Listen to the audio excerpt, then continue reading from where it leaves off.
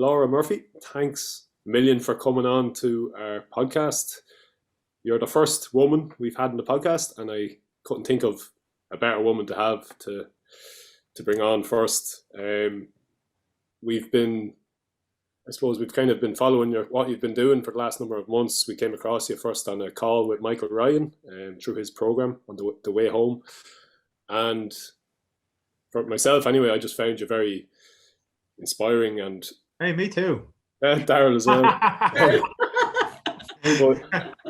And I think it was on one of those first calls with Michael that you talked about the concept of Imbas Forosnai, and it was actually the first time I came across it. And I'd actually wrote a poem that morning that kind of, funnily before the call, that kind of was alluding to that, but I didn't really know what it was. So it was really just magical to learn about it and hear your own story and how you kind of fell into it too. So maybe, I suppose, if you want to start, maybe, I suppose you call yourself maybe a poet, an activist and a healer, and it's very evident in the work that you do, that we see on Instagram and other places. So maybe just, if you wanted to start maybe by talking about how you got into what you're doing today, and maybe that darkness that you were in for a couple of years there, if you want to maybe talk to that. Yeah. Well, I actually came across you guys before that. So I came across you guys from your podcast with Dermot Ling, and I was like his instant heart connection, and I think I might have followed you since then. So it's funny, like, you know, you don't have that instant heart connection with everybody. You come across so many people online, but I did have that with you guys. And then it was amazing. It was beautiful to see you on the call as well, on Michael Ryan's call on the way home.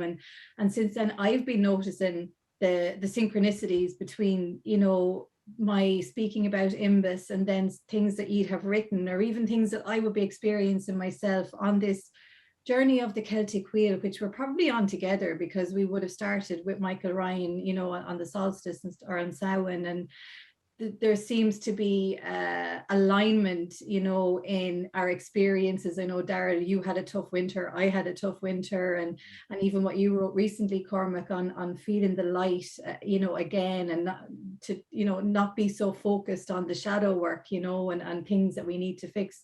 So much I related to. So yeah, I was really delighted when you invited me on, and you know, being the first woman as well, because I know what that means for you guys and your work in this podcast, and for me to be able to speak to that, you know, to be able to speak to younger men in particular about the different insights that I've picked up along the way as a woman trying to, you know, crawl out of patriarchy and the patriarchal conditioning that I've been, I suppose, experiencing myself. So yeah, thank you. That's a long way of saying I'm glad to be here. We all love a long-winded answers here. So Yeah. That's what happens when the Imbas starts flowing. So I suppose my journey to poetry and healing and even activism, I think, started at age 14. And and that was interesting as well. I was listening to another podcast with you, Daryl, that you said you're kind of, you had a different journey that started at 14, you know, down a different path. But I think 14 is a kind of a definitive age. I've seen it in a few people that you can have a turning point at 14, you can have a turning point at 27 and 14. So, but my turning point at 14 was that I started to write my first poem. It was just an English, it was just a homework, you know, and it was a very basic poem that I wrote, but I found that there was a certain flow there. And I found then that there was quite a bit of trauma that I'd experienced that I could actually, I found relief from when I started writing. You know, they were really, really basic poems, but just that, you know, that expression and that relief and that release. So that's when I started to write poems, and not really in any serious way that I showed to anyone or anything. That really didn't happen until a few years ago, maybe 2 or 3 years ago. But the other thing that happened was that I was in a crash and with my mum, and my mum was pretty badly injured, and she had chronic pain in her back for a year that no doctors could fix. And I was sitting at her feet one day, and I just got this pain up my back, this shooting pain up my back. And I described it to my mum, and I said, is that what you're feeling? And she said, yeah. And then I don't know where this came from, like out of nowhere. I just had this instinct to put my hand on her back, and kept it on her back for about 10 minutes and just concentrated all my love that I had for her, which is like infinite. All my love I had for her out through my hand and onto her back. And 10 minutes later, her face went white, and she was like, oh my God, the pain is gone. And like the top consultants in Ireland couldn't figure out what was wrong, couldn't get rid of this pain. And I had never heard of anything to do with healing or anything like that, or Reiki or anything. It was 1994 at that time. So I hadn't heard of anything. It wasn't even in the mainstream at all. It was, you know, a bare whisper in Irish society. But then if my family or friends had any issues like headaches or anything, I would do it on them, and always successful, and always, you know, quite amazed. There were some amazing stories and some amazing healings.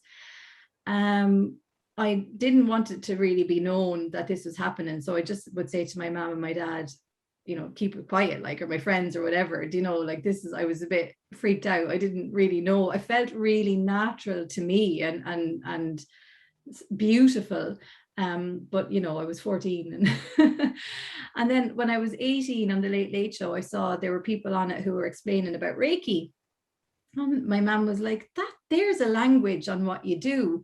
And there's this woman in Cork who teaches people, do you want to go down and learn and get qualified in it? And I said, yeah. So I think I was 19, and my mum took me to Cork, to Teresa Collins. She had written a book at the time. She was probably one of the first in Ireland to even bring Reiki in.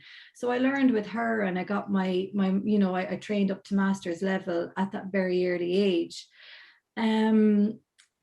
I went to college then, and I suppose my deviation down a wrong path, well, wrong, they're never wrong, but anyway, down a different path started around 18, 19. Again, there was a upheaval in my life, and parents had separated, and I just became a party animal. I always had an interest in my spirituality and poetry. Like Yeats was always a big thing. Back when my first poem came, I started this obsession with W.B. Yeats, listening to his poetry, not really understanding the poems, but having this magic feeling when I heard the words, you know. And I just gathered all the books I could find on him, and that never waned, even in college and even in the party animal years. And when I did party animal, I did it really well. Like 3-day benders and yeah. Yes. So, and that's another thing I think is a characteristic of people who are naturally quite artistic or creative or spiritual. They fit very nicely into that drugs and drink and party thing, you know. Even you can, you know, Jim Morrison and Kurt Cobain, and it probably comes from the same source within, and the same I suppose wish to touch something deeper within ourselves, or something more universal, you know.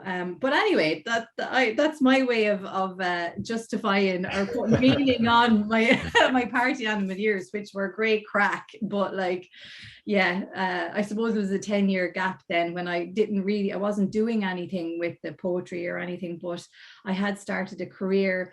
I fell into marketing. So then I finished college, and instead of pursuing something in English, because I had been studying English in UCD, I just got work experience and fell into marketing, fell into a job in marketing, and just happened to be good at it. Comes from the natural communications ability, I suppose, that I had.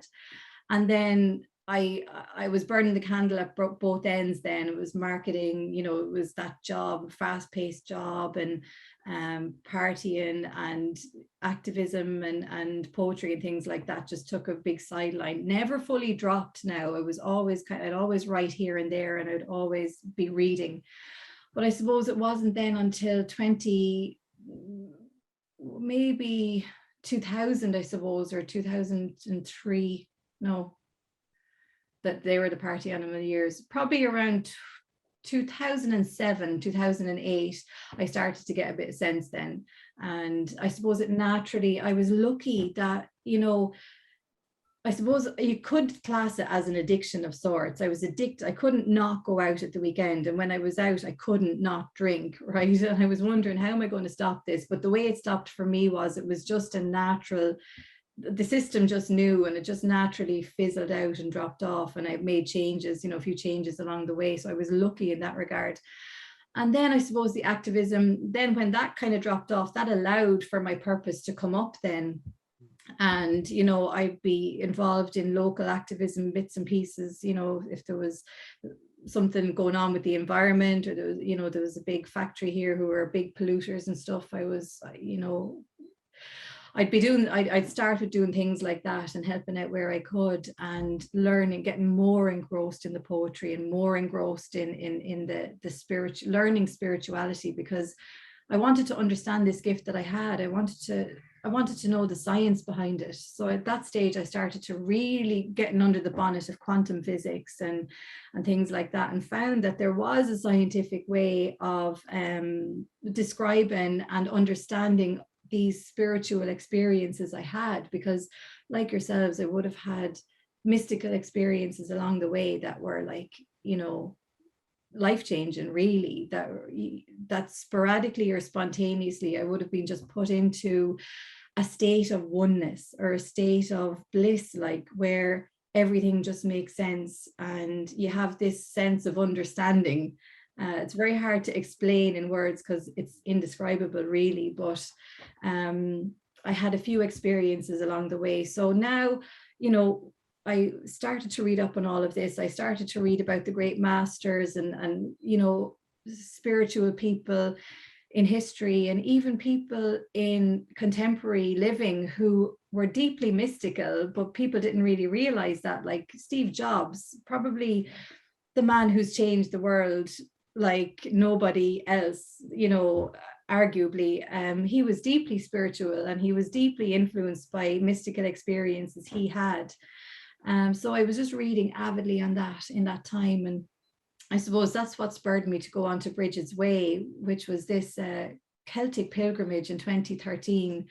And it was an alignment of Saint Brigid's birthplace and in Louth, and the place where she died in Kildare. And that's actually my friend Anthony Murphy and Richard Moore. They discovered that that was a straight line with ancient sacred sites along the way plotted on the line. So the Hill of Tara and the Hill of Slane, which I know you guys have connected in with as well, they are all in a straight alignment. So Dolores Whelan, who is like one of my primary teachers, she wrote a book called Ever Ancient, Ever New. So Dolores Whelan and Karen Ward, who's another great teacher, they decided to create a pilgrimage, and that you know, they found out through different synchronicities as well that this was an ancient pathway that was walked by our ancestors, that was sacred, that could be compared to the Camino in Spain, you know. And they decided to organize a pilgrimage in 2013. So I went on that pilgrimage. I was really burnt out from work. I had done this massive project in work, and yeah, I just kind of, I was at there was the end of a relationship as well that I was like humming and hawing, didn't really know what way to go. I said, this really sounds like the thing to do, and to reconnect with the land. And I suppose we had a collective intention, and that was to reawaken that femininity, I suppose, that was lost in Ireland through colonialism and through Catholicism. And the personal intention I had was to figure out or get insight on how these gifts of poetry and healing that were so hugely strong that they could never die, not even, you know, when I was so far into partying and arguably so far away from that realm, they never ever died. I wanted to find out how I could use these gifts, because it felt like they were my purpose, and that's what I was meant to do something with them. I had this drive in me always to support people and help people and just make the world a better place, or even my little, you know, patch of the world, if I can improve that in any way, that's what I wanted to do. So that was my intention, to just see if I could get any insight in that. I went on the pilgrimage, and it was like probably the most defining thing in my life. And I didn't expect that at all. You know, I expected it would be a lovely thing to do, and I might get a little bit of healing, a little bit of insight. But we weren't like 3 days into it, and Dolores, she was given a talk, Dolores Whelan, and she started talking about the meaning of the word dawn. So D-A-F-A-N in Irish. I was like, oh, this is deadly. We're on the poetry already. And she said, like many words, like Mancon, the way Mancon was describing in the previous podcast of years, like the Irish words have so many different layers of meaning, and that can't really even be directly translated into English. But when we understand the different layers of meaning in the Irish language, it can give us such insight on things, and it can help us to think in that mystical way that our ancestors did. So she said the word dawn, as well as meaning poem, also means gift, it means destiny, and it means skill. So then I started thinking, if you combine those words together, like it feels like, you know, dawn, what the ancients are talking about, you know, is that dawn, there is this concept, there is this thing that we all have that is our soul gift and our destiny and our purpose. And you know, some people will have that purpose as poetry, which is grand, because then the word dawn fits there as well. And then I started thinking about the Tuatha Dé Danann, which are the original, well, they're you know, they're the mythological people of Ireland, but some might say that they're ancient ancestors of ours as well. And Tuatha Dé Danann means the people of the goddess Danu, but the word dawn is in that as well. And the Tuatha Dé Danann were said to be really powerful people that were superhuman in their gifts, because they shone from this light, this inner light that they had. And this shining, they were called the shining ones as well. This shining came from them using their own gift. They were said to be the skilled ones, and they were skilled in the arts and skilled in poetry and skilled in song. So I was like thinking, I wondered, you know, does the word dawn go back to the Tuatha Dé Danann? And the reason there was a golden age in Ireland back then, which there was, Ireland was said to live in peace and said to live in harmony, was the reason that there was a golden age, because they were all tuned into their own dawn, their own purpose, their own soul gift. And then because they were so tuned into that soul gift, that they shone with this light, and they were able to develop their superhuman powers. Because A.E., you know, one of Ireland's greatest mystics, would have said that the Tuatha Dé Danann, they created their own, they weren't superhuman by chance, they created their own superhuman abilities by strength of will and knowledge and communion with nature. And I just had this huge kind of feeling or sense that the reason they were so lived in harmony with nature and were so knowledgeable and were so great was because that they were all allowed to understand what their own dawn was, their own soul gift, and emanate that and then use it for the betterment of humanity. And it ties in as well with the poets and the artists being as important from then on for a few thousand years after that, until the Roman Catholic Church came. The poets were the most important people in society, apart from the king. And arguably they were probably more important than the king, because they were the ones who advised the kings. So that was an amazing insight. And Dolores also said that the poets were healers in society, and they were the ones that really, they used Imbas Forosnai to divine truth and to access deep states of intuition, and to understand what the truth of a situation was, or to understand if the people or the land were not flourishing. The poets would be called on to go into this state of Imbas Forosnai, which is this higher state of consciousness. Imbas Forosnai means knowledge which illuminates, or illuminated inspiration. And the poets were trained, like there was huge training for them to be able to access this state. But they accessed it, and they helped the king lead in right relationship with the land and the people. And they could also divine prophesize, so they could access this Imbas Forosnai to see what was going to happen in war, or how to avoid things like that. So I was like, this is mad. That really ties in with my intention that Dolores will be speaking like this and telling me all of this. So this is great, And now she didn't tell me about the Imbas Forosnai, that I learned that kind of after, but just that insight about the word dawn, I think that's one of the biggest things that we've missed in the kind of mistranslation of our Irish language, But anyway, a few days after, I was on the Hill of Slane, which is a very ancient sacred site, and there was a fire prepared there for us to do a ceremony. And we all sat at the fire, and we were asked to offer an intention. I can't even remember what it was, because the minute I sat down, I started to just go into this really just a deep, I didn't know what was happening. First, I felt sick, and a darkness came over me. It was like I was going to faint. It was quite uncomfortable. And I couldn't hear what was going on, or I couldn't speak. I couldn't really do anything, only just kind of just surrender into this state.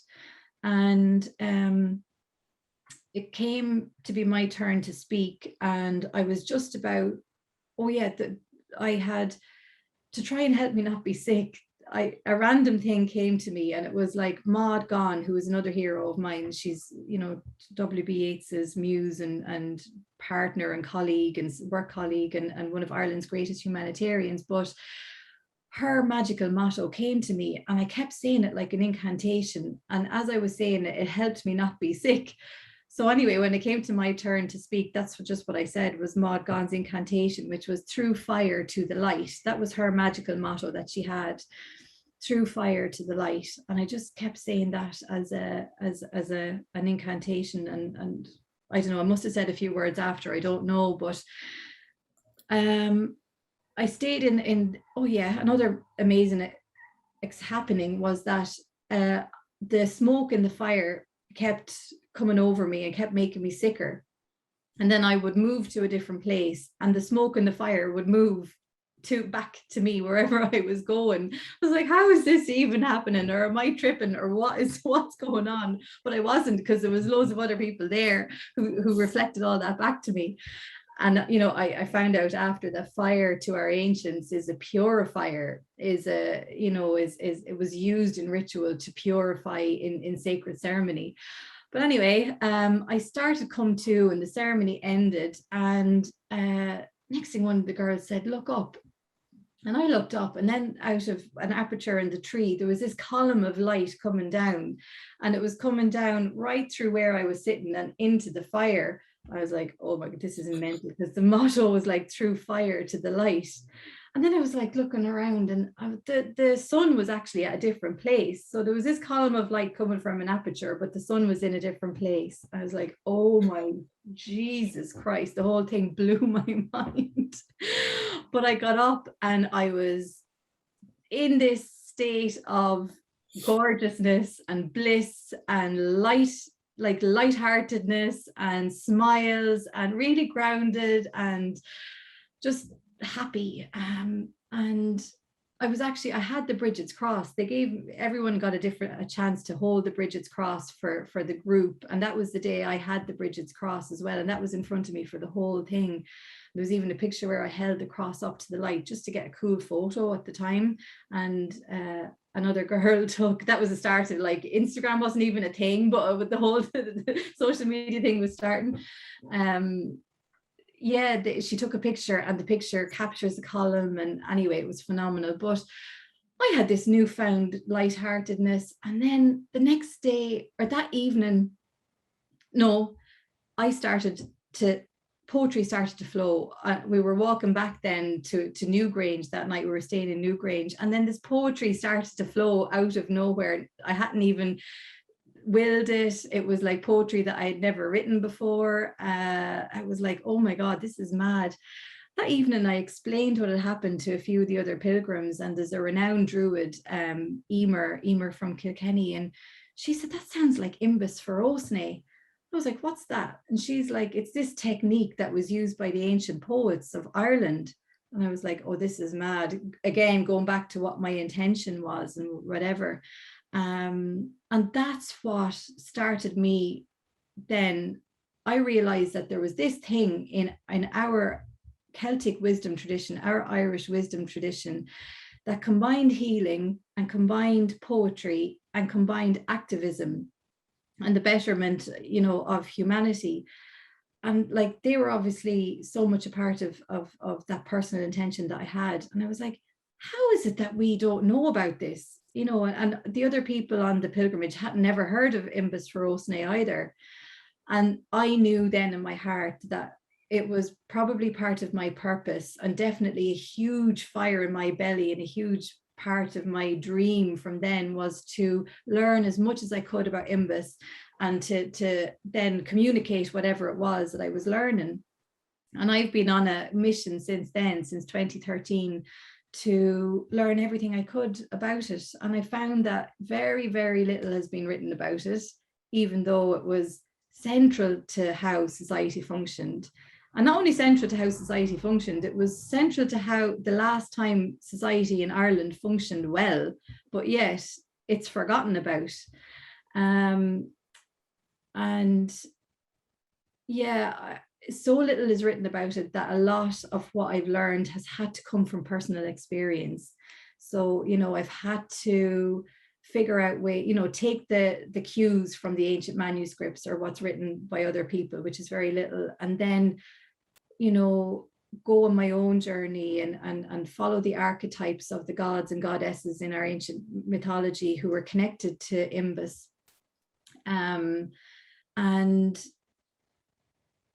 yeah, like, some of the things you learn, you choose, like I developed a practice, like, where I would just go into darkness. And because the one thing that is written about in Imbas is that the poets had a technique where they went into a cave or a darkness, somewhere dark, for 3 days and 3 nights, and then the divine inspiration would just naturally arise in them. So I would have done things like that myself and devised little techniques that I could do, every day that would be similar to that.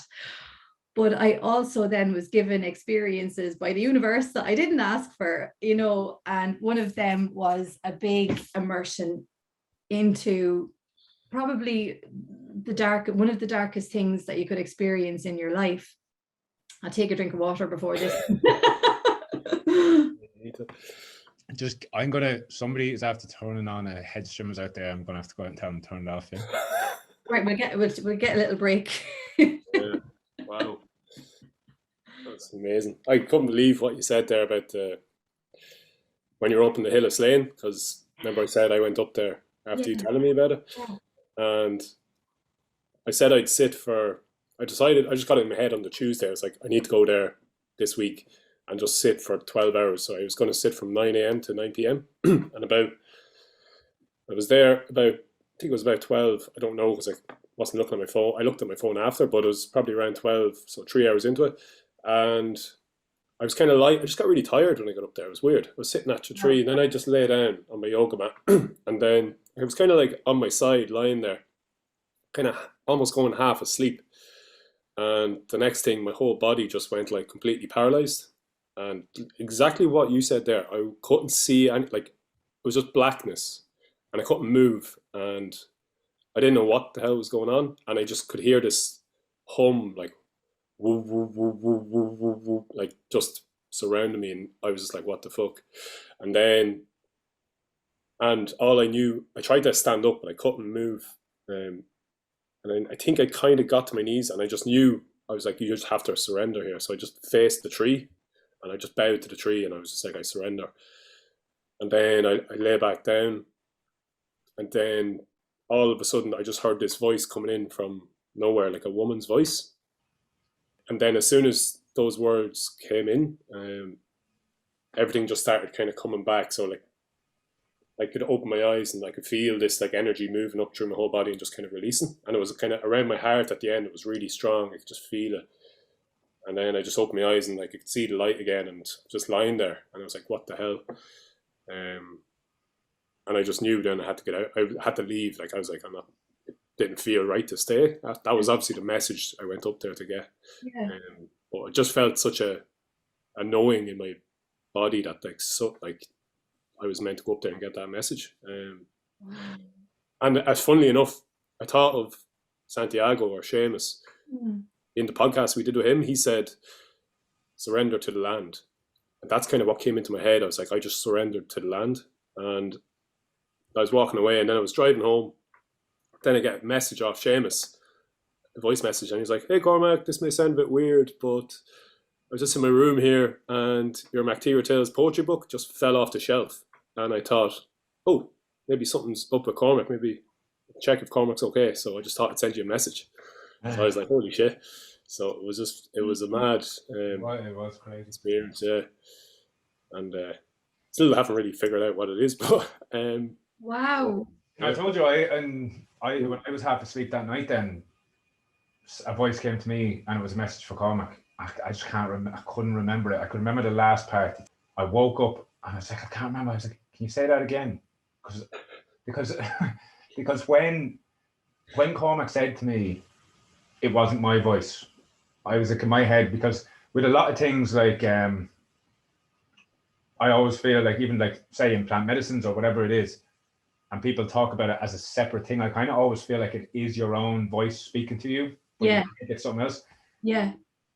But that night, like that same night that Cormac was at Slane, I understood what he meant by feeling like it was someone else's voice. I understood then, and it was like the message was for Cormac, something about a scarf. Wow, yeah. Who knows? It was a crazy experience for me too. But the thing is, I know I've had that before, but I've gone back to sleep. Right. Whereas this was completely I had been awake, and it was like completely in that in-between zone. And I just became aware of what was happening. Like first I was just in it, but then I became aware, okay, so I knew I was lying there. I knew I was lying in the bed and I was listening to this voice, but then I just couldn't fully remember what it said. But it was, yeah. It's amazing. Like, there's no doubt that place is a portal, like, or is. St. Patrick lit the Paschal fire there, which was the Paschal fire. He was the very first ceremonial fire to bring in Roman Catholicism. But he robbed the tradition of the kings at Tara, because back then you weren't supposed to light the fire at equinox, because it was equinox when he lit the fire, which is all about balance and equal day and equal night. No one was supposed to light the fire until the High King of Ireland lit the fire first at Tara on equinox, and then everyone else in Ireland could light their fires, which symbolized, the light returning at spring and the life coming back into the earth. And the fire was said to really honor that and help that along to make the land flourish. But at that time then, St. Patrick, because he wanted to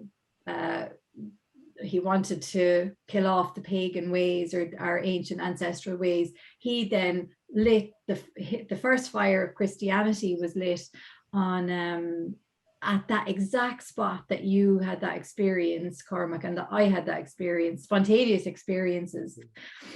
But because I had and the experiences are so similar, like you described the physical. I had never said that to you, the physical. No. Like I felt sick. I felt like literally the land was sucking me in. I felt like I was in the middle of the land. Like, I want to go here.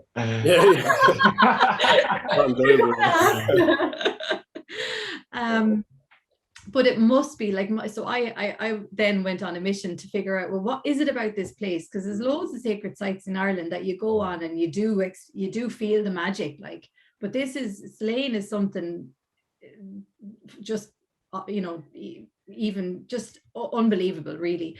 So again, the guys who discovered Brigid's Way, they also discovered that Brigid's Way and Patrick's, so Brigid's Way, the feminine ley line of Ireland, and Patrick's Way, what is called Patrick's Way, which is the masculine ley line of Ireland, and it's another pilgrimage alignment of sites. and that's that, you know, Patrick could be the masculine ley line, Brigid is the feminine. They meet, the intersection of those two lines is at that point at Slane. And I was like, there's where Patrick was going, because Patrick was in with the Druids. You know, there was a harmony between the Christians and the Druids for a long time. So Patrick would have understood the Druidic ways. And in my opinion, he knew how to harness their magic and their wisdom. And that's why he lit the fire at Slane on equinox, because he knew equinox was a power point in the year. It was a power point for balance and a point to access and harness energies. But he also knew that Slane was reflected that balance on the land of Ireland, because it was the intersection point of these two ley lines. So, and it also there's constellations, there's magic in how the constellations, Cygnus in particular, reflects the alignment on the land and St. Patrick's fire. So he was connecting with the stars, he was connecting with the land, and he was connecting with the day, you know, equinox day. So he knew from the Druidic wisdom, from the lads he was hanging around with, you know, pretending probably to be their friend. He knew that was a magical spot, like, and now we're discovering it. So Patrick would have made a concerted effort then to crack down and to get rid of all these Druidic ways. And St. Patrick banned the techniques for Imbas Forosnai. So that was the start of how we started to lose it. But look what's happening with us. I had that experience, totally spontaneous. You had a Cormac, you're going to have it, Daryl, and you were actually involved in Cormac's one as well. Like, you know, I feel like it could have been. It's just strange that it happened that night, that same night. Exactly. Like, and the voice thing being the same. And what's happening is, it's like, you know, the knowledge is coming back, and the knowledge is coming back organically through us, you know, when we start connecting with the land, and when we start opening our hearts and making the intention, you know, to listen to the ancestors. Or, you know, if a poem or something in the mythology really speaks to me, I'll always go and try and either go into meditation and figure out more about it, or feel more about it, or go on to a site connected to them, or look back into research.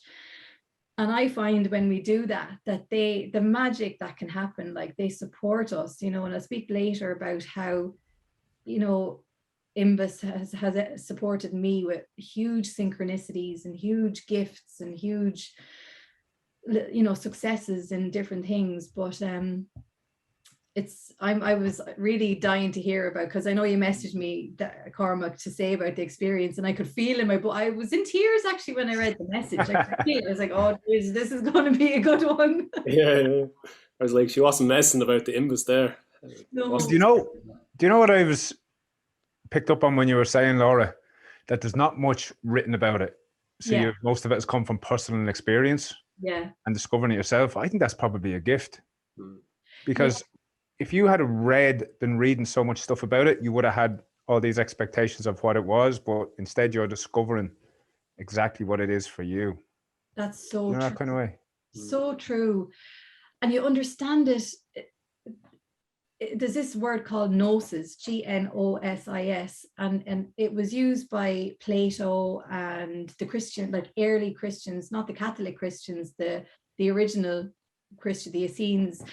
They would have called themselves Gnostics. And what Gnosis means is a direct experience of the divine. So those earlier Christians before the Roman Catholics, their whole understanding of divinity and of their religion was to have personal experience of the divine. Like we all grew up in Catholic Ireland, you know, and we were told that you had to understand God or the divine with blind faith. Like, someone's written this down, you know, you there's very little experience yourself. You just take this as a given and you go on and you live your life that way. But what just happened, what's happening to us and to many people in Ireland now, because I think there's just a wave, you know, in the collective consciousness, is that we're having these experiences, and now we're suddenly realizing Jesus, this Gnosis is a thing. Like, you know, we don't have to understand God as a man in the sky who passes down judgment and, you know, punishment for sin. Like, I don't understand God in that way, but I understand divinity in the way that our ancients would have understood it. And that's it, like the sacredness and beauty of that creative intelligence that makes a tree or makes a flower, or that, you know, even if you look at sacred geometry or the Fibonacci sequence that arises time and time again in nature, it's so obvious that there's an intelligence involved in creation. And I see that intelligence as an energy, you know, and an entity, but it's an entity that we all have within us, because as Yeats says, you know, you are the dancer and the dance. Like, we are the poem and the poet, the singer and the song, the dreamer and the dream. We are creator and creation ourselves. And Jesus actually himself did say the kingdom of with heaven is within your soul. The kingdom of heaven is within everybody. And I believe that there's divinity with everyone, and divinity in just a really reverential, sacred sense. And there's divinity within nature. And it's when we lose our sense of that divinity, we lose our connection to nature, we lose our connection to self, we lose our sense of meaning, and we lose that sense of awe. And all of those are essential to live in a content, happy way, in harmony with the earth that we're blessed to be on. So us getting those experiences of Gnosis, you know, I see Imbas Forosnai in many other traditions as well, in different names. You know, it's Gnosis, it's enlightenment. It's, you can see, if you go to any native culture, you will find something similar to Imbas Forosnai.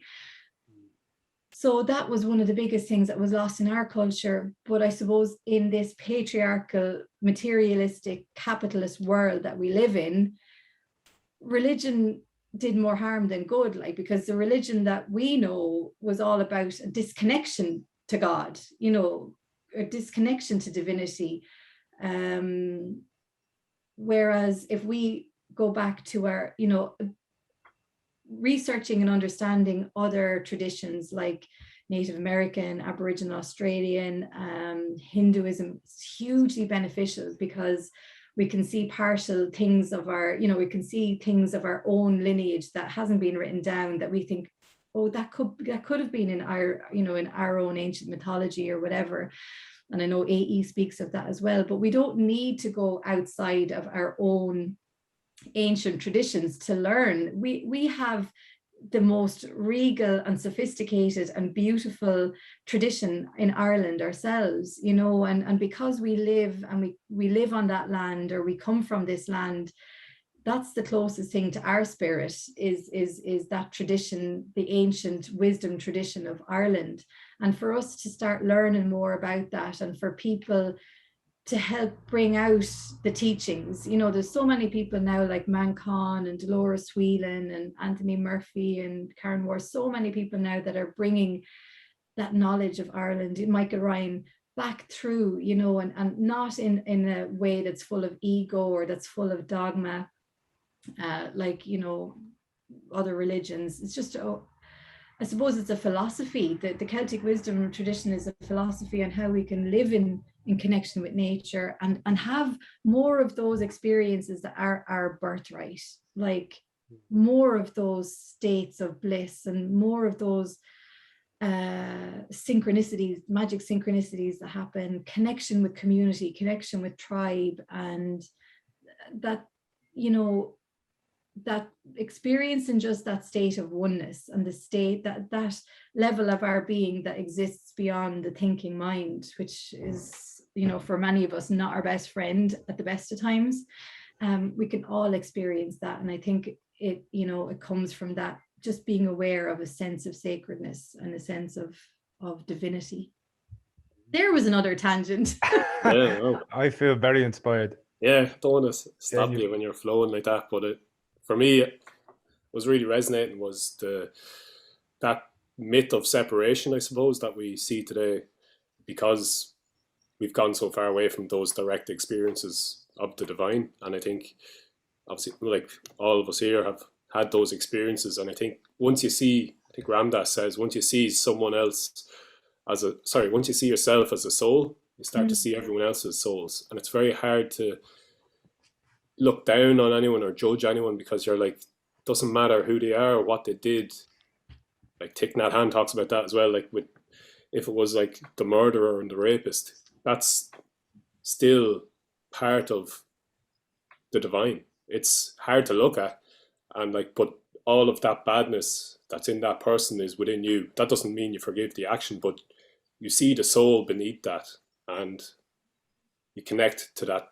Maybe they're in pain, like you don't understand their story. So like, I think we live in a world today where everyone's kind of pointing fingers and judging, and I'm liable of it too, because I'm human. But if we can remind ourselves to look at each other as souls, and I suppose it's hard to tell people to do that unless they have that experience of that oneness, that we're all connected and we're all in this human life together. Like, and it's not easy, like it's tough. And when you recognize that everyone is struggling through it, then you can be more compassionate, more understanding of other people. Totally. Yeah, definitely something I can't remember where I heard it, but it really did stick with me. And it was, no matter what a person has done or did, they are doing or had been doing the best they could in that moment with what they knew. Like, yes. No matter what it is. Yes. You know, it's like, even if they might have known better, in that moment, they weren't able to bring that up through themselves. So it's like they still did the best that they could in that moment. And like Cormac said, when it comes to some quite nasty things, yeah, it's hard to look at that and accept it. You don't have to accept it, but just to realize that everyone is doing the best at what they have. That's and it. Sorry. Yeah. No. Yeah. I was just going to say it takes a lot of, I suppose, like it nearly feels like it's pressure off yourself when you don't have to feel like you have to have these judgments or opinions. Yes. And like Cormac said, you still do, but just when you're more aware of it, you can pull yourself back, I feel, anyway, for me. So true. So true. And like, it's so hard now, the way life is, to not go into that judgmental place. You know, we have Putin over there and his war, and so many bad things happening in the news, and violence and things like that. But when you're right, like when we do see others, when you do see the soul in yourself, you naturally then see other people as souls, you know, and this natural compassion comes up. And that's not to say that you have, I think there's a thing called idiot compassion in Buddhism. It's this compassion that is not, I suppose, doesn't take on, it's compassion that's extended, I suppose, without a base in reality, you know, that you're going to just willy-nilly forgive a bad thing that happened just because you're coming from a place of compassion. You know, that's like a martyr thing to do. You can have compassion and understanding for a person, right, from where they've come from in their bad action, but that doesn't mean that you know, you still can have your boundaries. And I've had an issue myself with not having boundaries, and it's so important to have boundaries and for people to have boundaries with you. So what I found is that, you know, and it's taken me 42 years to actually get this and have it, you know, as being able to live it in my life, is that to have that level of compassion and understanding for people, but also be able in that compassionate way to keep your boundaries up, call shit out that needs to be called out, and to do your part in not letting something bad happen again. So that's not easy, but the basis of that is compassion. Because if we don't have compassion and understanding at the very basis, you'll turn into a tyrant, or you'll turn into someone who thinks they're better than the person that you're giving out to or that's done you wrong. You have to keep that level of soul connection, understanding that we're all the same on the energetic level, then remember that you're human, really sit with, well, you know, is this my ego thinking that someone has wronged me or someone has wronged something, you know, in society, or is it actually, is this a time where I need to speak up? And then, you know, if you've really answered, if you really feel in your gut that this is a time to speak up, you know, say your piece, but say it with humility, and just speak on the facts, you know, speak about how a person has made you feel, because no one can argue with that, and you're not making anything up, or you're not blowing anything out of proportion.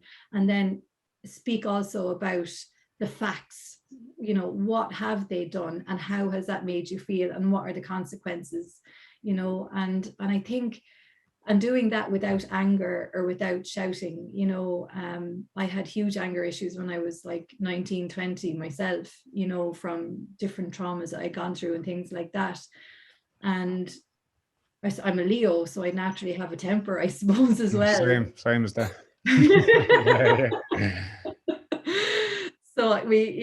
So it's not easy to I suppose rewire yourself, but like it has to be done, or else you'll be the person ending up needing to go for forgiveness. Do you know what I mean? But the start of all of that is compassion and breathing, you know, breathing, and to just remain factual and explain how you feel. And then there's connection, because that's the only way, you know. Relationships are so important, you know. The quality of our relationships, I think, is equal to the quality of our life, you know.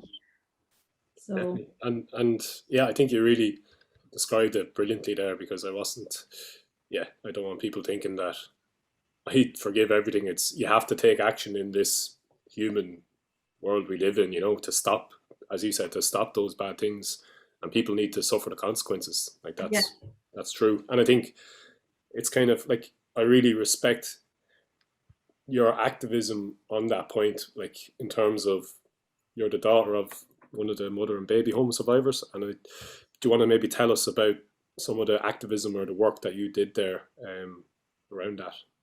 I will, yeah. And that'll lead us into the part that I forgot to go back to, which is that immersion into the darkness. So we'll segue back there through this.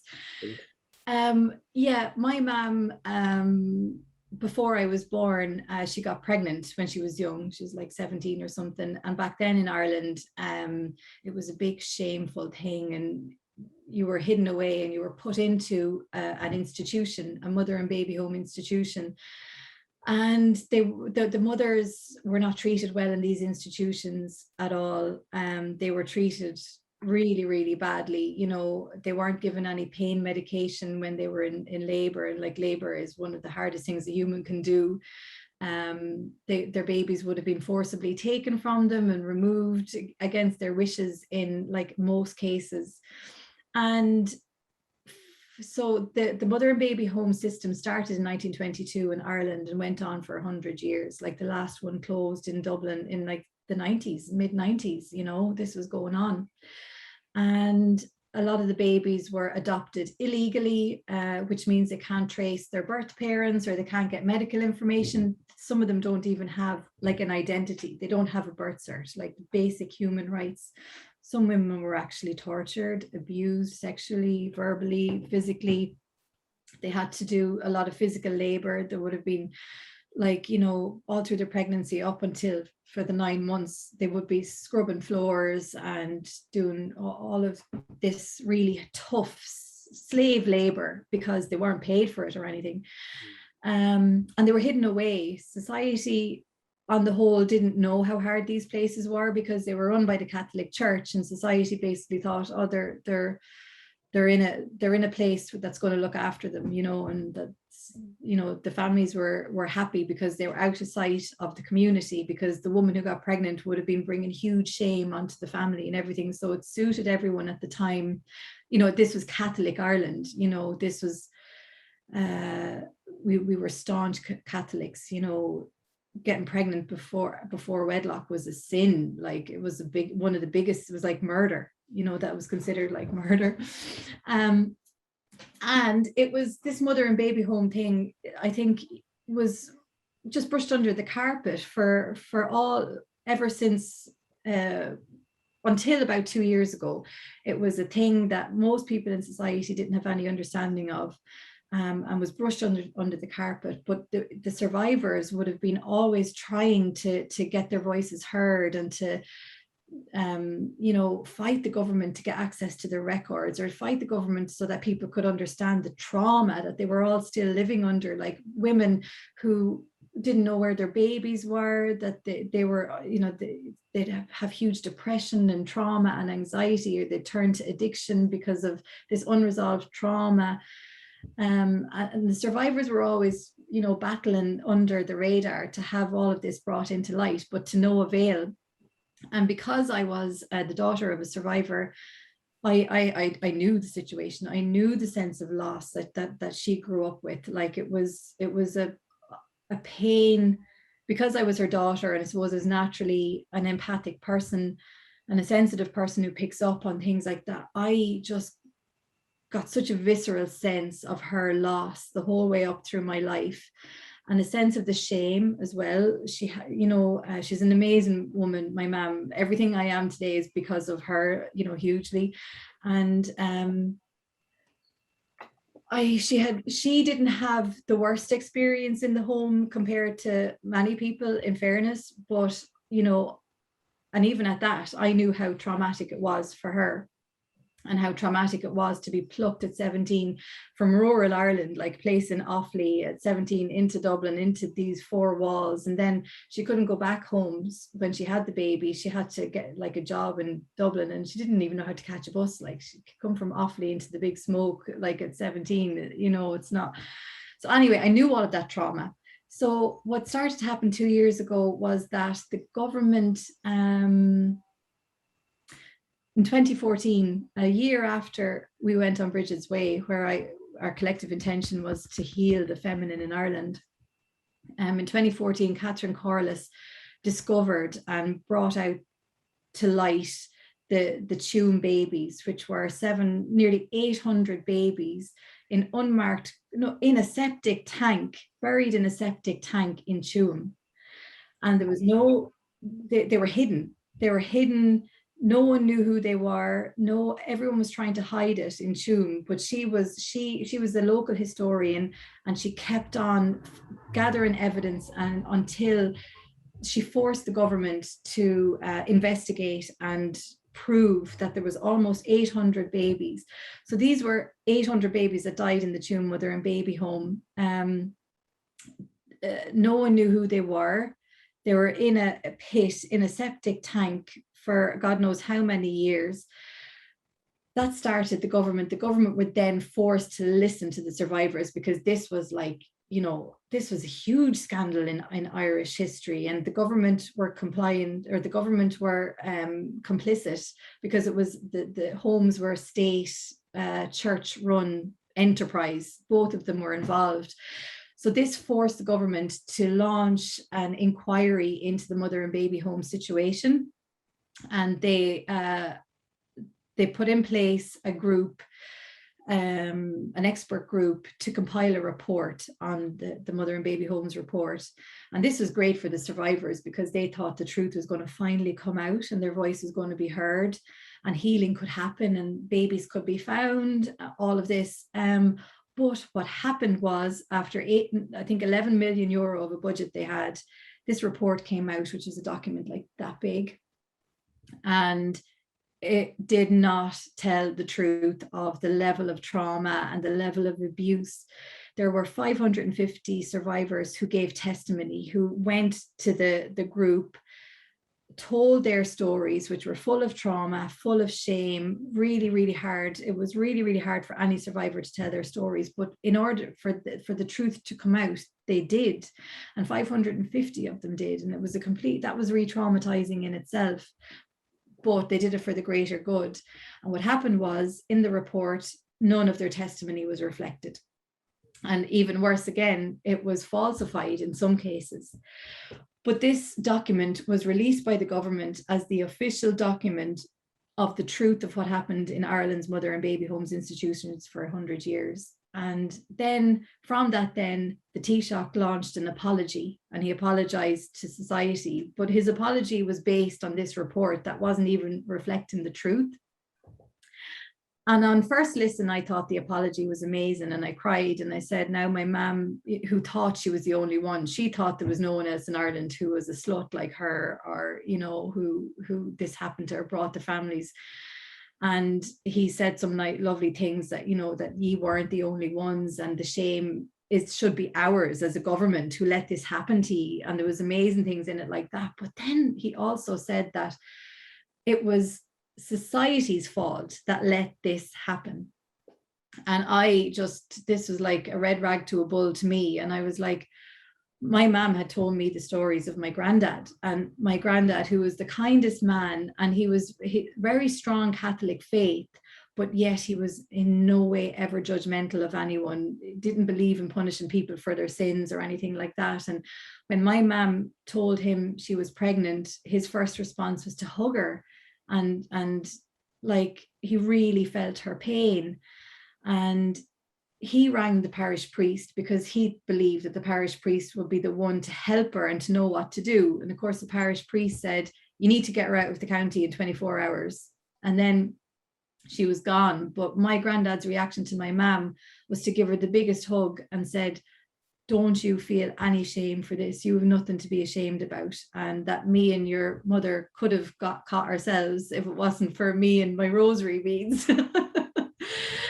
You know, and that was amazing for him, but it showed his humanity. And they did not want to send her, but they thought it was the best thing to do for the baby and for her, and they thought she was going to be looked after.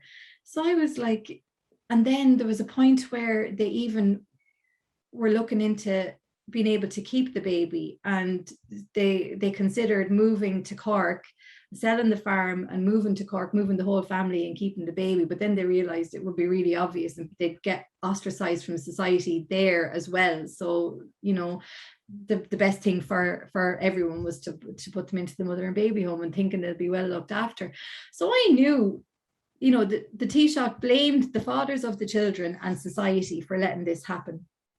And I knew this was not the case. And I also knew that the Irish people were conditioned through instruments of shame and fear to behave in ways that were contrary to their nature. So if they believed that they were going to get to hell for supporting a pregnant mother, you know, that messes with your conscience. And maybe they all thought that they were acting in good faith and doing the right thing. So it was, you know, so I just felt a need to call out how Ireland, the effect of Catholic Ireland on Ireland. And when, you know, the biggest thing in Catholicism is their omission of the feminine from our culture. And, you know, women aren't allowed to be priests, and women have, you know, back then, even if when you had a baby, you were considered dirty and you weren't allowed in the church for 6 weeks after, at which time you had to be churched. Like, you had to go up to the altar and the priest had to do something to cleanse you after you're bringing life into this world, you know. And there was nothing said about the fellas who impregnated the women, you know, who engaged in the same act. There's not a thing said about them. So I just wanted to call out that, you know, the treatment of women in Ireland coincided with the reign of Catholicism, that the reason that society ended up like that was because Eamon de Valera enlisted his crony Archbishop McQuaid to write the Constitution of Ireland.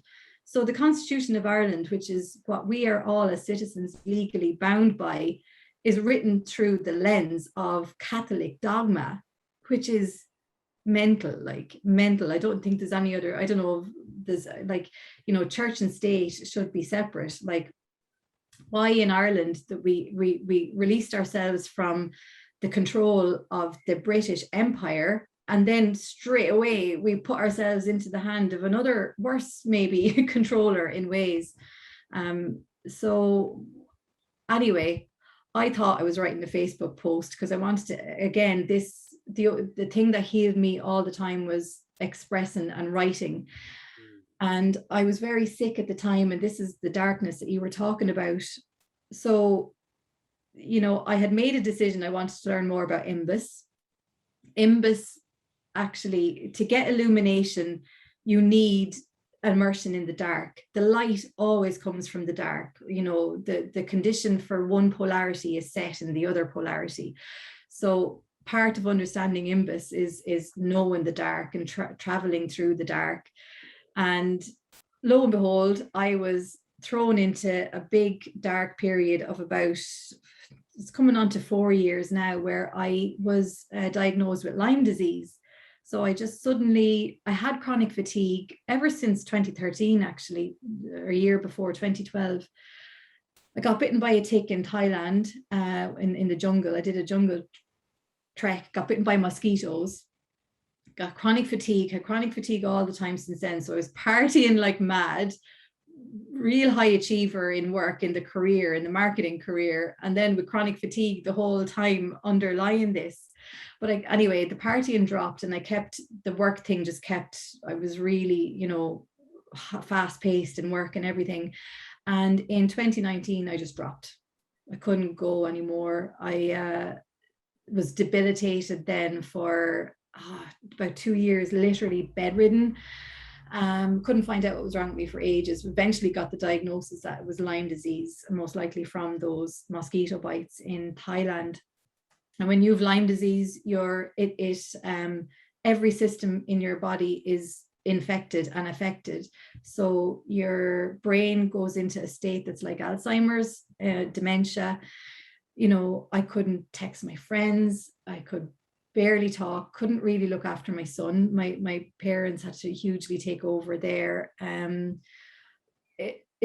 Lyme has the highest rate of suicide, one of the highest rates of suicide of any disease, because it's just so hard. You're literally dying. You're dying really, really slowly. And because I had it for so many years and kept fighting through and kept being in that, survival state for that long, I thought it was because I was working so hard. My whole system broke down. So the level of suffering for those 3 years was, the mental suffering and physical suffering was just off the charts. Like, there was times where I thought I wouldn't wake up in the morning. And to be honest, if I didn't have like my son, it's probably times that I probably would have wished. There was only one time that happened, and it wasn't anything serious, but you get to that place, So that was a massive immersion into the dark. So when this mother and baby homes thing started to erupt, and the Taoiseach apologized, I was barely able to write a text to my friends. But I was so fucking pissed off that I said, I'm going to do a Facebook post, and at least this anger is out of my system. And I started writing. I was drinking cacao as well, which I have here in front of me. Like, that's such a sacred energy medicine. Oh my God. I think that really helped me. And I started writing, and next thing I found, hours later, I was still writing. And next thing I looked at this thing I had written in front of me, and it was like the coherence, right? So there were times where I was on the N7 motorway and I forgot where I was going and I forgot where I was. There was no ability to have coherent thoughts or anything. Next thing I was looking down, I was like, oh my Jesus Christ, I didn't even realize I knew these things in history. There was a letter to the Taoiseach that went back as far as like the 1916 Rising, and really highlighted how women were pivotal in 1916. Women were pivotal for Ireland winning our independence. And we won our independence, and then when we got it in 1922, De Valera, in his wisdom, enlists McQuaid to write the Constitution. And when he did, the women were written out. There's literally a clause in the Constitution that says a woman's place is in the home and nowhere else. That's still there to this day. And the year that Constitution was written was the year that the mother and baby home system started. So it's like, if De Valera's writing of the women out of the Constitution is one thing, but it's not without its consequences. That's the kind of thinking that allowed women to be shoved into these homes. So there was a 12-minute letter written, and there was a lot more as well, like that a lot of people in Ireland didn't really join the dots on. But when I was writing this in the context of sticking up for my mother and the other mother and baby home survivors, I could see our history with such clarity, and I could see all the different parts that added up to make this happen, how it was wrong, why it was wrong, and what we needed to do to remedy it. And at the end of the letter, I called for Brigid's Day to be a national holiday, because I thought Brigid is the goddess of healing. She's the goddess that was written out of our history at the same time that the Catholic Church wrote out women. And to bring Brigid back would be to bring back the energy of healing and bring back balance and equality symbolically in our lives in Ireland, because her and Columbus and Patrick are joint patron saints of Ireland. So I just thought that would be, and I called for the Taoiseach to address all the discrepancies in the report and to retract that part of the apology that blames society. I knew that wasn't going to happen, but I wanted to use that for any potential headlines that there could be, because that's how my background is communications. So I started to, when I realized that this letter was this incredible, I started to understand that the potential of this was to be really big. So I was going to do everything I could to get this in the media or whatever. So anyway, there were a few of my really amazing friends, Rory McKiernan and Melanie Lynch, and there was more as well, but you know, they were really instrumental, because I was so sick at the time. And they came in, they saw the letter, and they really wanted to support me in getting this out there. And then between us all, anyway, the letter went viral. It was unanimously supported by survivors, by celebrities, by politicians, by and when you're dealing with something that traumatic or that, like, you know, it's really sensitive and it's controversial. It was calling out an awful lot of things that could have got many backs up, but there was, I literally got not one word of negativity or not one troll or not one, it was incredible. And like, I'm in communications, you're kind of ready and waiting to manage something like this that might happen. There was nothing. And I got invited by the Abbey Theatre to deliver the letter from the stage of the Abbey. So at this point, where the government were actively suppressing the survivors' voices and misrepresenting their testimony in the report, the Abbey Theatre were doing this production that gave voice to the survivors and gave the survivors' testimony a chance to be heard by the Irish public. So I was joined by, you know, other prominent women in Ireland who they were all reading out survivors' testimonies, but I was on board as a second generation survivor, reading out my own expression.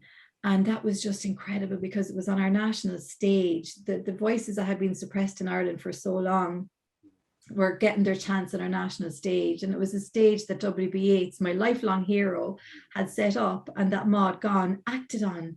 You know, when you go back to Brigid's Way and when I said her incantation, and I realized that it was Imbas Forosnai that was writing the letter. I clicked into that Imbas. That wrote the letter. It overrode my debilitation, my like dementia. And I was able to write the letter. And then here I was, through magical synchronicity, standing on the stage of the Abbey where Maud Gonne and W.B. Yeats would have set up, and Maud Gonne acted on, you know, representing a free and sovereign Ireland. Like, she acted in Kathleen Ní Houlihan, which is a play that Yeats wrote. And she was Kathleen Ní Houlihan, and Kathleen was a symbol for a free Ireland, you know. And I'm like, these synchronicities are not lost on me. This is incredible.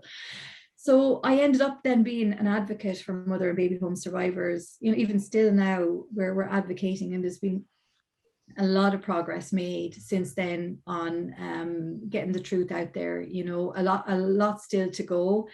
And most amazingly, Brigid's Day was announced as a I was just going to ask, was that because of you? It was because of a lot of us, I suppose. Yeah, fuck. But, yeah, like, know that was one of the first public declarations or calls. And then what we did, myself and Melanie Lynch and Tracy O'Connor. Melanie is the CEO of Herstory, so I'm poet in residence for Herstory. If you look up on herstory.ie, it's a platform for telling stories of contemporary mythological and historical women that were written out of history. But Melanie Lynch and Tracy O'Connor and myself, through Herstory, after that then, on the equinox, so that same time as St. Patrick lit the Paschal fire for balance, we sent a petition. We had launched a petition a year or two before that for people to sign for Brigid's Day to be a national holiday. And we got 18,000 signatures.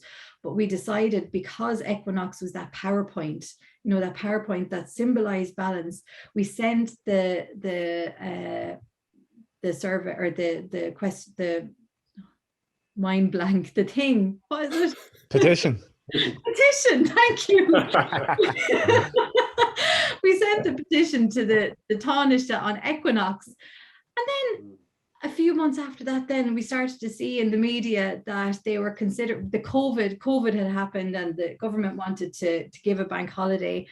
And then there was a big campaign that started then. Some people wanted Thanksgiving, and then, you know, we got really stuck in hell for leather at why Brigid's Day should be a national holiday. And then it happened. But the probability of that happening, That's incredible. You know, I believe Imbas has the power of invocation.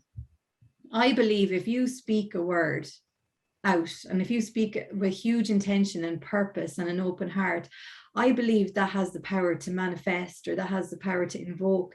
And that's why I deliberately put in that, you know, and deliberately why when I was standing on the stage at the Abbey to say that, because my letter needed to be condensed, you know, it needed to be summarized, and I had to take out a lot.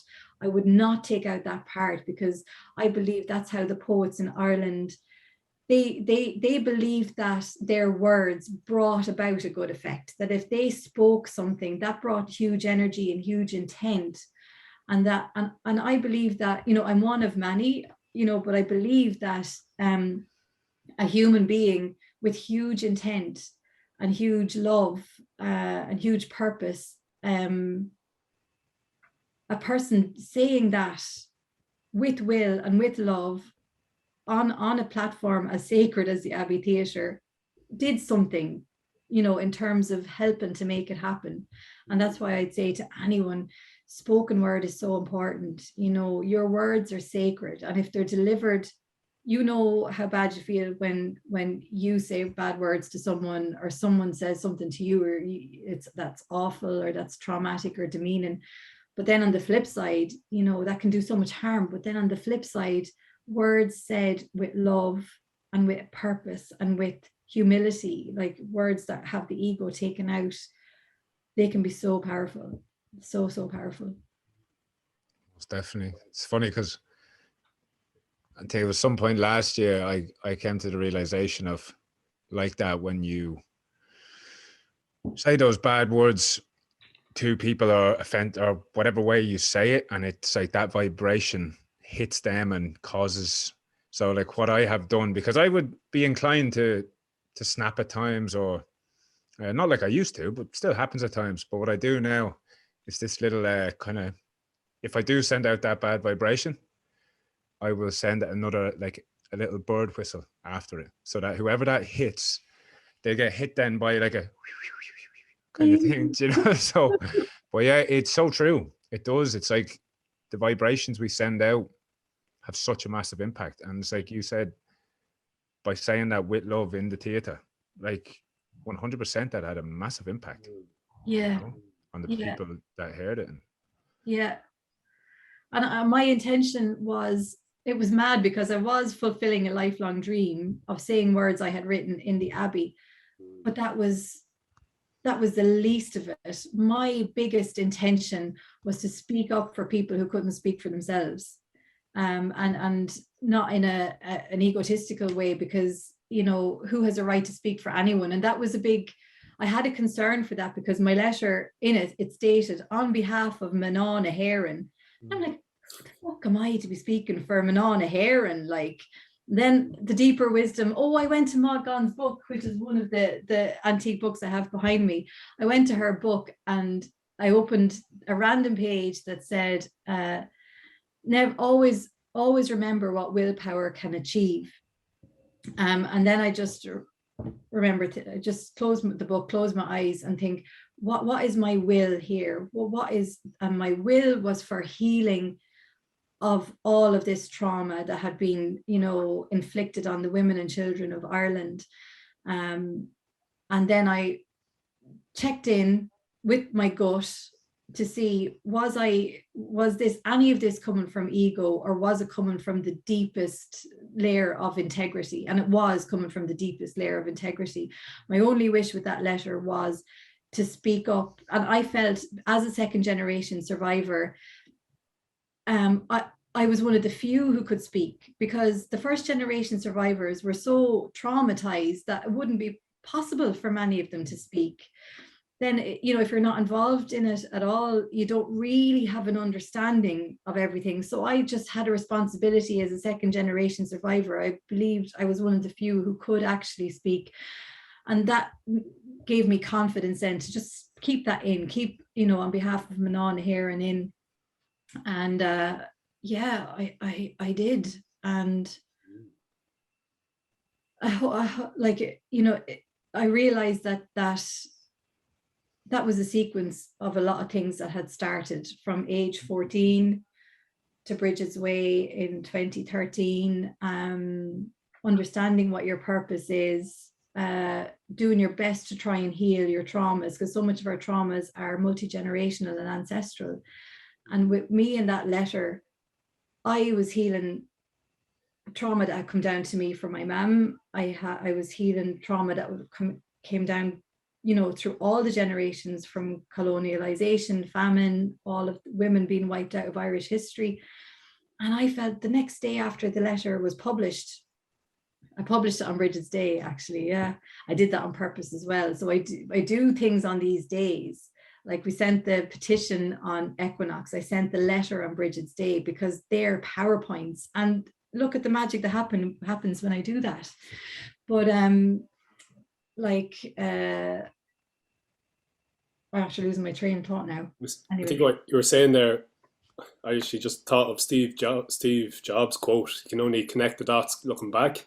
And it seems to be like you're looking back now, it's like, oh, it all makes sense now. That's exactly it. It was like, oh my God, if you think of my intention on Brigid's Way to heal the collective feminine in Ireland, but also the personal one, to combine my writing and my healing. And they say it takes 7 years to integrate a pilgrimage experience. All this mother and baby home stuff happened right at the end of the 7th year.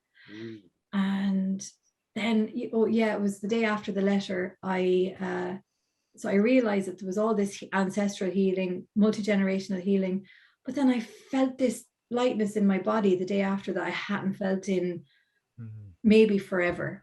And I realized this huge personal healing happened in my own physical body to allow the healing from Lyme actually happen, like, because I wasn't healing really. I have made improvements, but I wasn't really getting into any place where I was functional.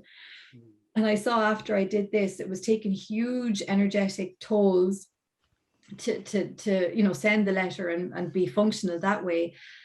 And I would be in bed for 3 or 4 days after each thing. If I did a podcast or whatever, I'd be in bed for 2 or 3 days. But then on a whole, I was getting gradually better. So it did initiate healing the trauma through expressing my own pain, my mom's pain, and generations of women's pain in Ireland. That allowed my nervous system to let go of huge trapped blocks and negative energy. And like, I was never a great dancer. Like, I march instead of dancing. But after this, I could move like fucking like brilliant, you know? So I realized it was this, I had so much blocked energy. Yeah. I resonate with that. I do resonate with that. And another thing, like, it sounds like, anyway, a lot of this journey was allowed to happen because you listened to your intuition. You mentioned sitting and asking your gut, you know, because I think that a lot of us, I know me personally anyway, I get messages or I get gut feelings. I'm starting to allow them to come in. I'm starting to trust them. but it's a very slow process, because before you'd always play it off. You know, those things you're getting in your gut, those feelings. Yeah. You'd always just push them away. Yeah. For me anyway, it's a slow process starting to trust and listen to that. But from what you were saying, a lot of that was you trusting that intuition and having the courage then to take the steps and keep taking the steps and trusting what was coming into you. Because a lot of people would just think they were crazy, I suppose, or they'd be so concerned about what everyone else would think. Yeah. You know, if they were to say where this was coming from. Yeah, that's it. And I suppose I have my mom to thank for that. She was always, as you know, she's been through an awful lot of trauma herself, but her intuition is, and you were saying your mom is the same as well. Like, I learned that from her, and you know, I suppose if I was to, that was the main thing. I always trusted my gut. And even if it was, you know, back then, Celtic spirituality wasn't a thing. Like, you'd be considered a weirdo, like if you were talking about Brigid, and you know, and I was probably so I deviated, but it just felt so right. And you know, the smallest inconsequential things, you know, I didn't think that this was going to be as influential in my life, but it seemed like there was a pathway already destined for me, you know. And I believe that there are multiple, this goes back to quantum physics, but I believe there are multiple possibilities or timelines that any of us can take that are laid out for us. And I suppose depending on how aligned we are with our intuition and how aligned we are with compassion and love, because if I was to do any of those things out of ego predominantly, I don't think the magic would have happened as it did.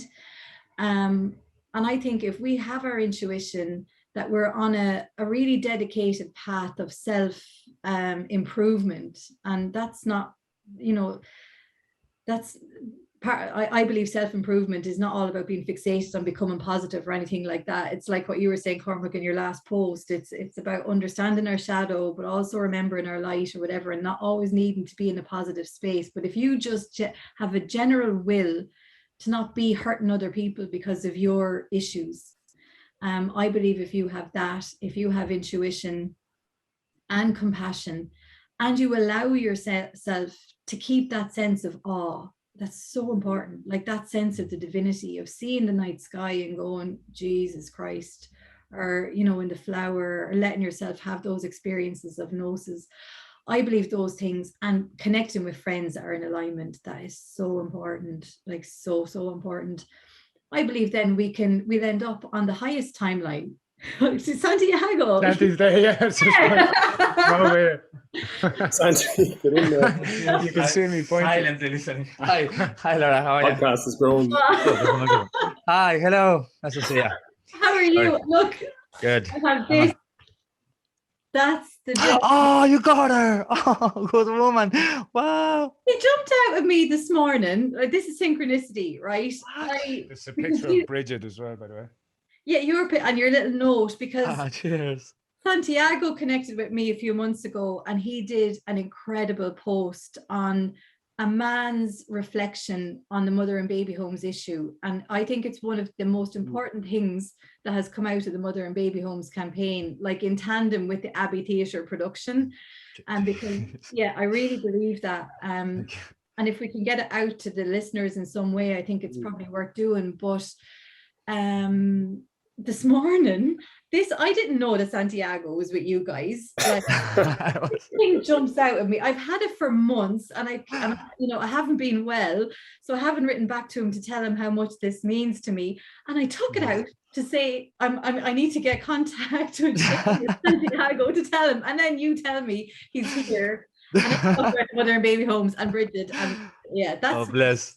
That's magic. That's connecting with tribe. When you find your soul tribe, and you have that spark, and they share the same purpose, and you have unconditional love, like, you know, Santiago, you've just a will to help people. Cormac and Daryl, that just emanates through you. You know, that's why we're all connected, you know, shared purpose. So yeah, magic. Wow. Wow. Wow. Well, thank you so much. It's lovely to see you. You too. Very You too. We can't wait to meet in person. Yes, we'll do that this summer at some stage. Yes, definitely. Nice. Thank you. I was just going to ask Laura, maybe I might get you to read out the Ismisha Bridge at that poem at some stage, or maybe at the end. But maybe before that, I just wanted to, I suppose the reason we brought you on to the podcast and we're looking to maybe talk with other women, I suppose the podcast is mainly focused on how can we be better as men, how can we heal our trauma, get to know ourselves. And I suppose, as I said to you, like speaking with women and getting their perspective on how we can be better is an important step as well to that. So I suppose from your perspective, how do you see how men can, step into that true balance between the masculine and the feminine? How can we be better as men in society?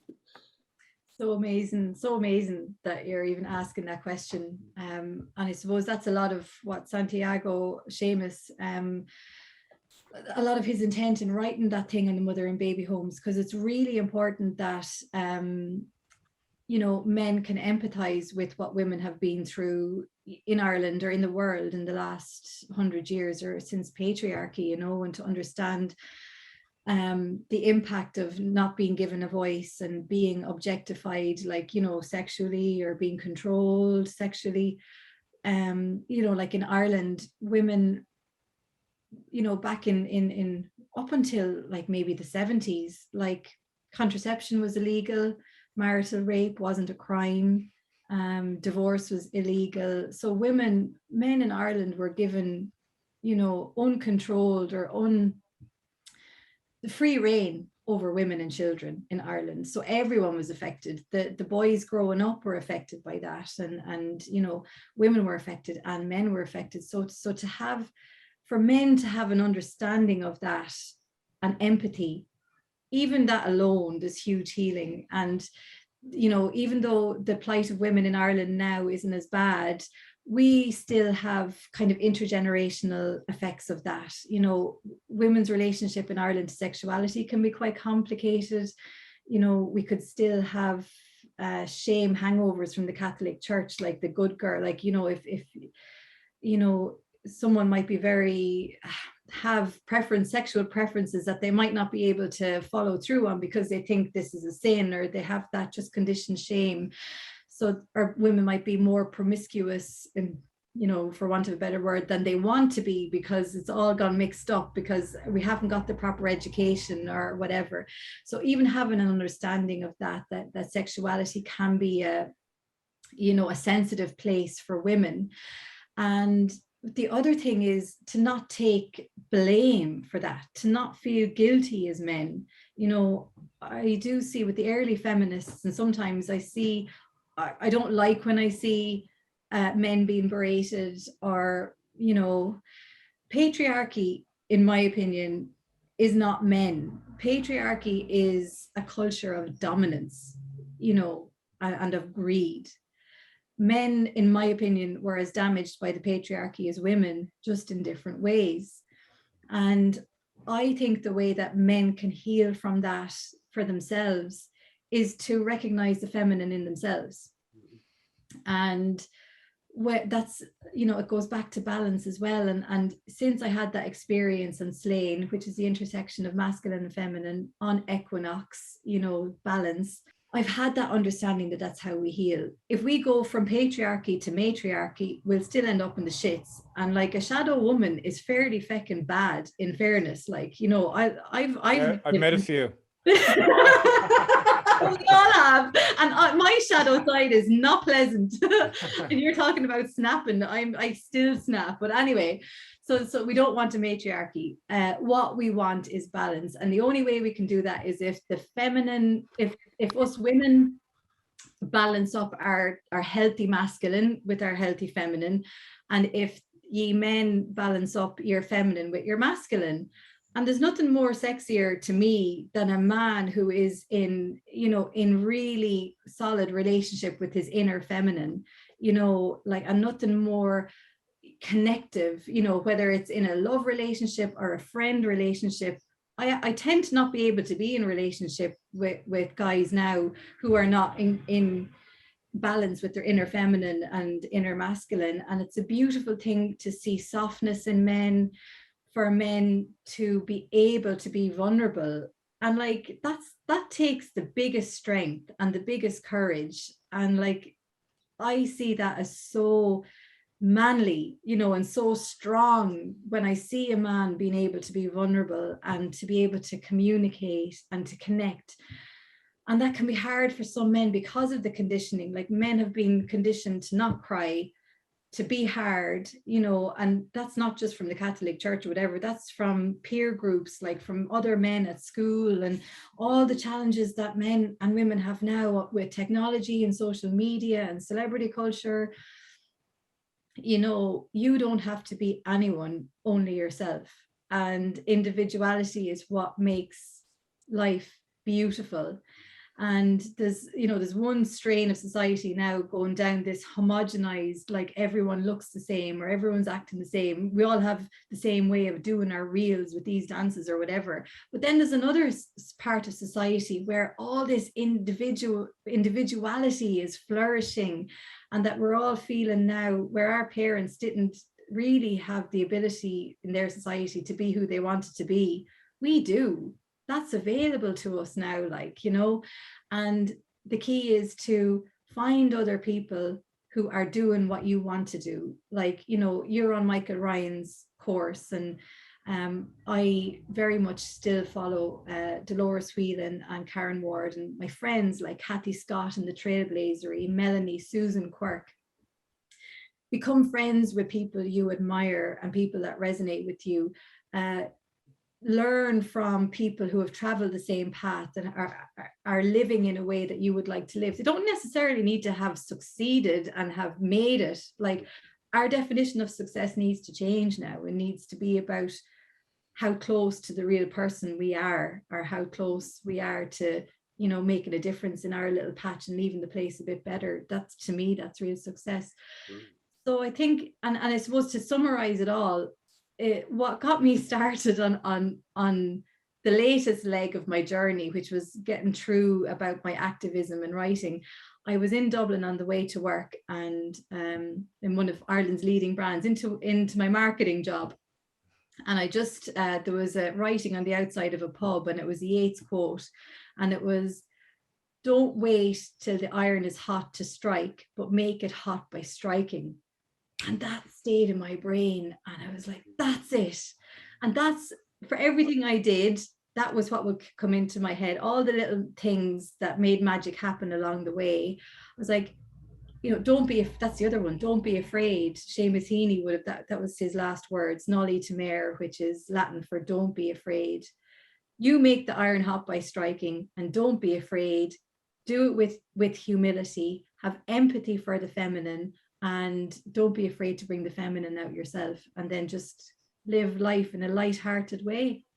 Like, we're here to have fun. We're here to experience joy. Wow. Yeah. Well, that was an amazing answer. A very powerful answer, and you answered the question Cormac always asks. Yeah, you answered my next question. Well. What was that? What Definition of success? Oh, yeah. Yeah. You're too good. We don't even need to be asking questions anymore. We'll just But not when probably, let you. What? probably. I think it's the least we've spoken on a podcast. I was conscious of that halfway through. No, and I that's was very I good. know. No, that's very good. That's what we wanted. It's you we wanted to hear from. Oh, thank you. And I can't wait to meet you guys in person soon. Like, you just know. We'll organise something. Yeah, Yeah. we love that. Maybe Santiago with you as well. Yeah. Be brilliant. Do you want to, before we finish, do you want to read or recite or read? I don't know if you know it off by heart. Ishmisha Breed. I don't know it off by heart, but I can see if I can get it up on and if you can edit out if I've taken too much time, can't she? Yeah, we'll cut it a little bit. We'll cut out all the bullshit after. There's no bullshit there at all. I'm only joking. I just cut out me and Daryl talking. No, don't, because you were talking so little. I just looked like a second conversation hogger. Oh my God. It's fast. Oh yeah, I have it here, right? Lovely.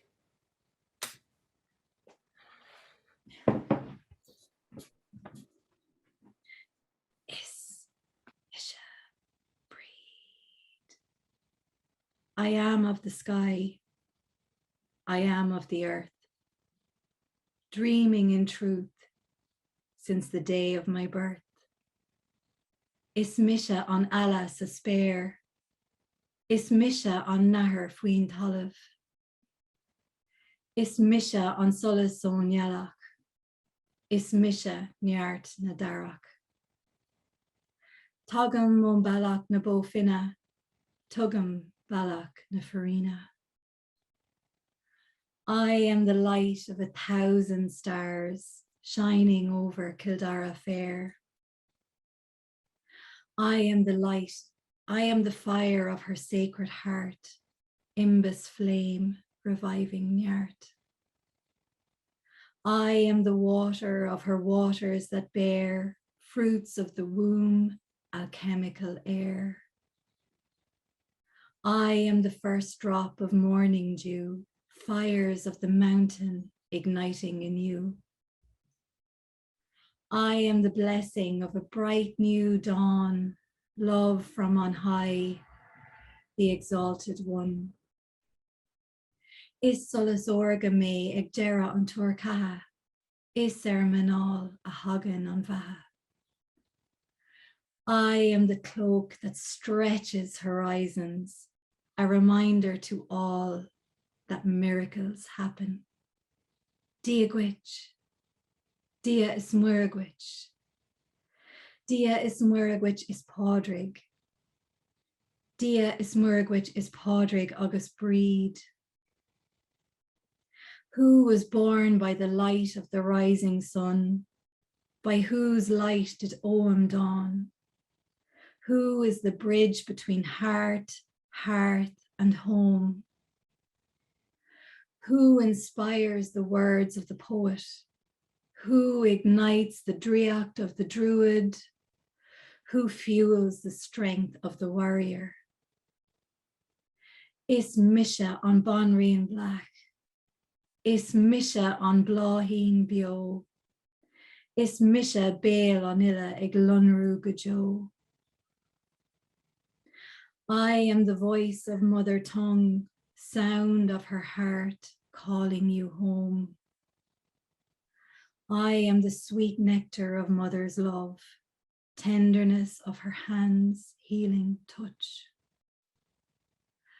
I am the gentle light that guides you, the fiery arrow that carries you, the blazing fire that fuels you. I am she who is goddess. I am she who is saint. I am she who is strength. I am she. I am she. I am she. Is Misha breed.